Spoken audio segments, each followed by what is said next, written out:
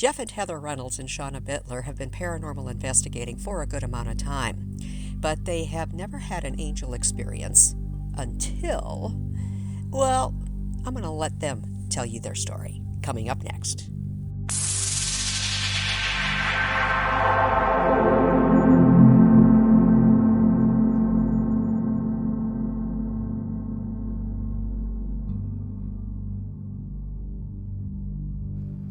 It's time for Survivor Angels, an approach to strengthen trauma survivors. Here, you can escape what draws negativity and engage your positive abilities and the gifts that you've always had. Let's activate your angels. And to help you on that journey, here's Chaplain Jodi. This is going to be one of my favorite shows because I am talking with three of my very favorite people. We've got Jeff and Heather and Shawna with, and you, of course, heard who they were earlier. And they are going to tell me and all of you their angel story. True story, Harriman Hospital. Who wants to give the backstory on this of how all of this rolled out? Who was investigating there? And just We'll let Miss Shawna start that because they were the reason why we were all there. So we were down there. It was a Adventures with Rochelle event. So Brian and Rochelle were down there hosting, and we had quite a good showing for that. I want to say maybe 30 people. I can't remember exact numbers. It's been a little while. We were in, which area were we in? A3. A3. Cardiac. And we had people kind of investigating a little bit of everywhere. We were putting people in different rooms. People were walking down dark hallways, and kind of at the same time, Jeff and Heather were in one room. I was in a different room with one of the people that came to do the event. And we kind of both had a similar experience. Yep. So Jeff and Heather, I think, saw it first. Yes. Yeah. So I'll let them tell theirs, and then I'll go into mine and kind of how we all came together and realized what was going on. Okay. So Brian was having people walk down this long hallway just to get the fear factor up. And then when they came back, we were putting in dark rooms to give it even more fear factor. So, builds up that energy. And I walked this lady down, and just within a couple of minutes of me walking her down and putting her in a room, she's supposed to be in there for 5 minutes. Well, immediately she said, "Nope, not doing this," and walked out. And I said, "Well, what's the problem?" She goes, "That's a nope room. I'm not doing it." So I walked in there, and I walked up to the chair where she was sitting. I wanted to see what made her feel so nope. And I heard voices like whispering. And I heard, "What are they doing in here?" So I went and got Heather and brought her in. I wanted to see if she could hear these whispers also. So she's standing there and she's hearing them. And then about that time on the bed, you want to explain what you've seen? Because I've seen the same thing. Well, it was a hospital bed. It was made up, had sheets on and everything, and kind of starting at the pillow and floating down, kind of about halfway. Now there was a cat ball sitting at the foot of the bed, and a stethoscope or something. But this thing was white, misty, silvery, shimmery, and it just floated from the pillow about midway down. Of course, the cat ball didn't go off because there wasn't any movement. And then it just disappeared. And Jeff and I look and go, "What was that?" Just with a little bit more other words in there. A little bit more choice words. And we look at each other and look at the bed, and look at each other and look at the bed.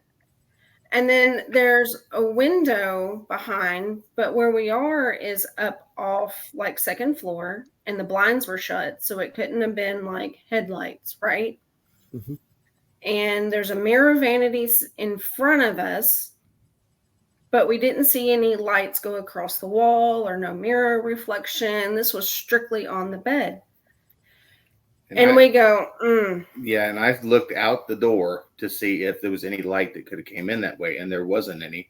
So I backed back up in the room, and I'm like, okay, there's no light. I don't know what this is. And then Miss Shawna. Yeah, we walk out and we're talking amongst ourselves. We don't tell anybody what we see because we don't know what we saw.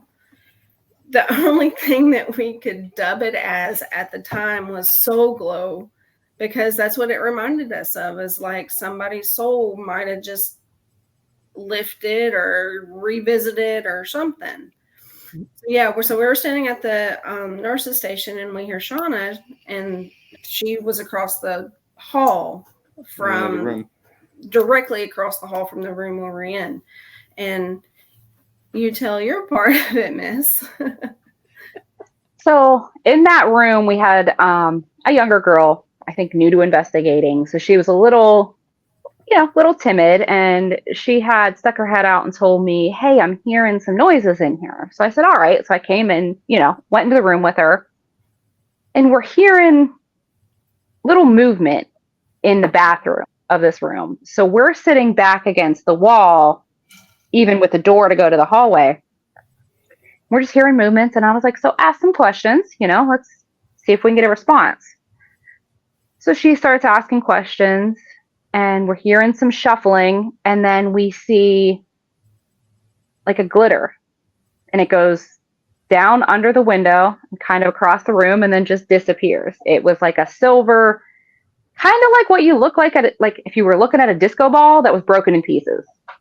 Okay. Best way I can describe it. So I was like, I have never seen that before. So we're asking more questions, and I was like, you saw that, right? And she's like, yeah. I was like, okay. So we continue asking anything else, and then it's kind of time to rotate people. And that's when I come out, and I was like, hey, I had this really weird thing happen. I was like, it was like glitter moving. And these two were like, wait, what do you mean glitter?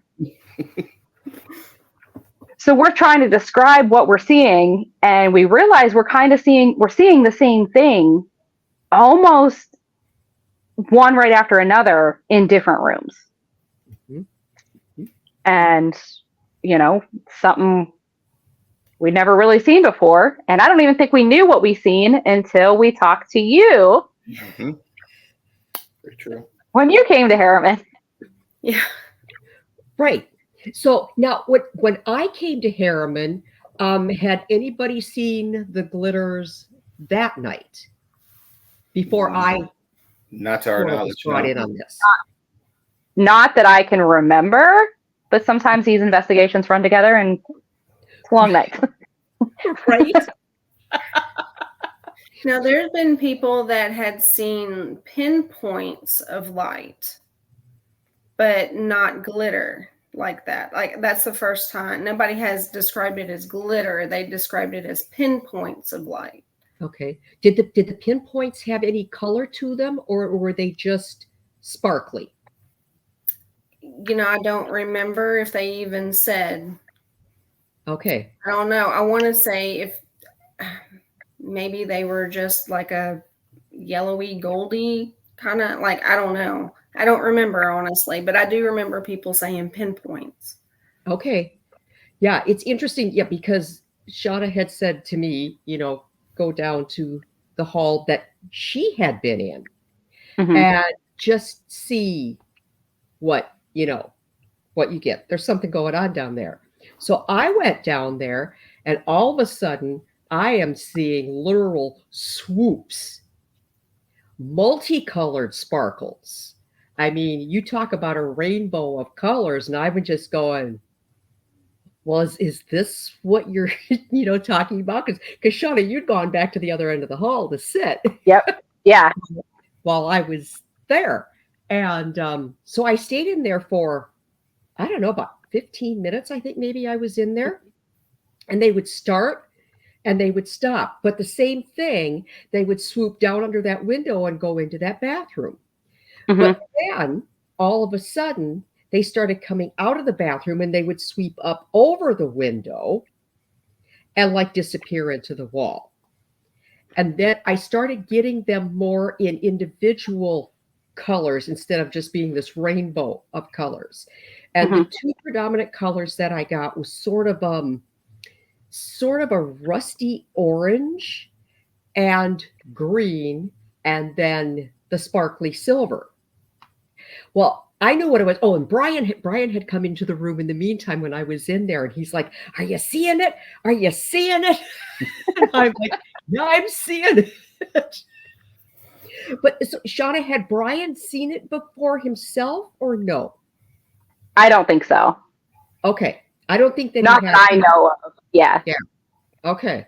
And so I'm finally like, this is the wildest that I have ever seen sparkles. And I've seen sparkles in different places because initially, when I started seeing sparkles, I thought I was getting a migraine. You know how it sort of started, you get the squiggles, the aura thing, and Yep. it's all. Um, and I realized this is just like every other time that I've seen the sparkles, and I knew exactly what it was. And that's when I came out to you, Shawna, and I said, "Holy shit, you've got angels down in that room." And she's like, "Is that what it is?" Yeah. Okay. Uh-huh. That was my reaction too. Yeah, Okay. 'cause I'm trying to remember, Heather and Jeff, were you standing right there when I came out? She Or grabbed us. She grabbed us and brought us down. yeah. And so then we went in the room where you'd had the experience, and you told me what you saw. And because you saw them as primarily silver, There was which no. When we say glitter, there was colors inside that. It the best way I can explain what I seen was like take mercury, put a light underneath it, and then somebody throw sparkles on top of it. That's exactly what it looked like in my mind as I'm looking at it, because right, there and was if I color. There was yeah, and color. if I remember right, didn't you say that you did notice green for sure as Yeah, one of green the and colors? orange. You were But hit. see, You and hit it I right just saw on. silver. I Yeah, didn't no. see any I color. seen the sparkles. That's why I was saying soul glow, because there were colors in it also. Oh, Okay. see, when I saw, and we were standing like this, and I only saw silver. Okay. I'm And, more and into everybody's it. Is. Okay, we'll go with that.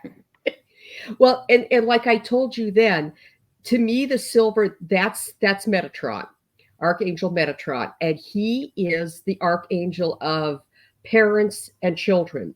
So it's very likely that that might have been a child in that hospital bed that the angels were coming through for. Um, and if there was definitely green, Raphael is the healing angel. So being in a hospital, it makes perfect sense that Raphael would have been there. Um, and I think somebody said something about red too, which red is Uriel, and Uriel is about wisdom, which that would be for, I would think, for the medical teams, that Uriel would have been there. And of course, I had seen, the orange, which that's Gabriel, which is the one who is the communicating angel. So it all made perfect sense what you were telling me. And now, none of you had seen anything like that before or had any kind of an angel experience, right? Oh, No, not that I could No. say. I've ran into a person before that popped out of nowhere and saved a person I was dating a long, long time ago. She had a Okay. panic attack. We were downtown Dayton, Ohio. She fell on the ground, gasping for breath. I was freaking out. And this taxi cab comes up. She looked like a dark skin. When I say dark skin, like an Indian kind of color. This Mhm. got out with bright blue eyes. She got down and talked to this girl, and told her everything's will be all right. Relax, help is on the way. And as soon as the ambulance and stuff started coming, this is before cell phones, so somebody called. It wasn't us. She stood up, got back in her cab, disappeared, and that was it. And I was just like, but the most beautiful blue eyes I've ever seen, cheekbones, everything. The first thing I thought of was like an Indian stepped out. Right. I was sitting Right. there when she left. I was like, what the hell was that? Because just to pull up, jump out of the back of a taxi, talk to this person, get up, and go right as soon as the ambulance pulls up. So Uh-huh. that That's what I say. When I say that is because I've never seen eyes like that before in my life. Right. And it still leaves one of them weird. I can still see her face. Yep. But that's been 25 years. You don't forget eyes like that. You No. just don't. I mean, they were the brightest blue I've ever seen. Okay. That might have been Michael, because Michael's aura color is cobalt blue. And so that might have been Michael manifesting in human form. She was a Christian singer, and her guitar was cobalt blue. Okay. That is so funny you said that. I didn't even think about that. All that synchronicity. Absolutely. Yep. So after the first time when you had that experience, when I wasn't there, did angels enter your minds at all? I mean, was it even on the radar? No, not for me at all. But I didn't. It did feel, I don't know, like maybe a comforting. Maybe Shawna, did you and the other girl, was it like, it wasn't scary in any way? Was it scary for y'all? And it was more like, where did it go? Can I see it again? Can I, it wasn't scary, but no, it was, there was no fear there. It was basically like, it was a what the hell is this moment? And that's the other thing, because I'm trying to figure all the stuff I've seen in my lifetime, and I'm looking at something I can't explain, I've never seen before. First thing that did come to mind is like Slimer. I'm like, everybody says ectoplasm. I'm like, I don't know. I wasn't going to touch it. Ectoplasma. yeah. So has anybody else experienced it that you know of? I mean, because Heather and Jeff, you're at Harriman a lot. Yeah, we've never heard anybody talk about that before at all. No, and we'll actually be back out there this weekend. Next weekend we'll be out there. No, but I want to see it again. But I have questions. Why in an abandoned hospital? Why a show like that swooping through a room or on a bed? Or, is it because they know where they're trying to communicate and that was their best chance? Or is it because, I don't know. I have questions.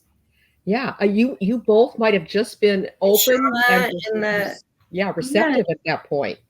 Maybe. I mean, did Shawna and the other lady and us need some kind of message? Or why? I don't know. Yeah. Did anything happen to you, Shawna, after? Because I'll tell you, and the reason why I ask is because when Miss Jodi told, it was like Metatron, and really? Sorry, this thing keeps trying to shut off on me. Go ahead. When Miss Jodi said it was Metatron and for children and moms and parents, whatever.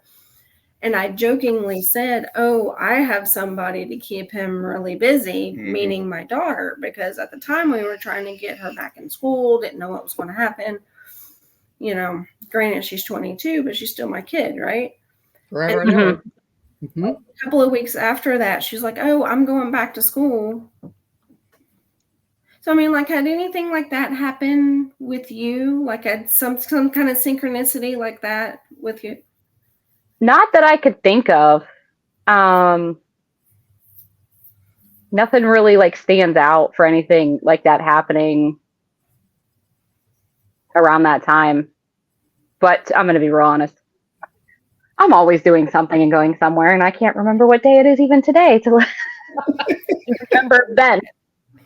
Well, and it might be too, the reason that Shawna and this younger gal saw it was to give you two validation that what you were seeing was the real deal and that it wasn't some sort of fluke thing. Very true. And it really was for, you, Jeff and Heather. I don't know. No, I don't think it was a special thing like that. I think it was I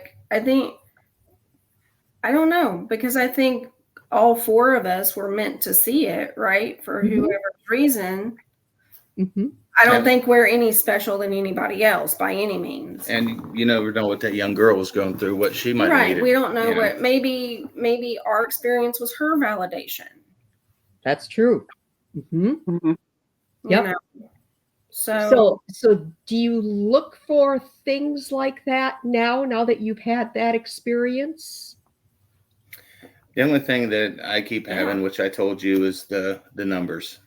It's the 333, the 111, and a 444. Those are constantly popping up. I mean, I can be at my desk and I look up, it's 111. I'll wake up in the morning, it's 333.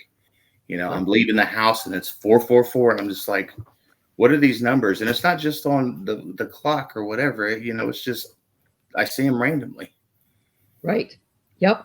And that's the angels communicating, because all of those different sequences, mean something, and they're trying to just either give you an affirmation, just letting you know that they're there for you, or saying that today's a really important day, so pay attention to everything that's going on around you. They all have their different meanings. I'm going to do a podcast here soon on the angel numbers. I had a lot of requests to do one, so I just got to kind of get it pulled together. But yeah, that's the angels are after you. Don't tell me that. I got other people after me. Well, hopefully this conversation and these experiences have now helped other people to maybe understand or realize a possible angel experience that they've had. Very true. Very true. Yep. So Jeff and Heather and Shawna, thank you so much for coming on Survivor Angels and sharing your angel experience at Harriman Hospital. This has been great. Well, Thanks for having us. Thank you. Still have tons of questions. So, next time we see each other, I might pin you down for a minute. That's free. Pin me down anytime. So I can't wait to see all of you again. Hopefully it won't be too long. Hopefully not. Hopefully not. All right. Take care, everybody. Bye, ladies. Thanks again for joining Chaplain Jodi on Survivor Angels. For more information, go to chaplainjodi.me. That's chaplainjodi.me. And on Facebook at Survivor Angels-Chaplain Jodi. Sound effects for the show created by Andre Opate and provided by Pixbay. This is Dave Schrader. Until next time, sending you off to activate your angels.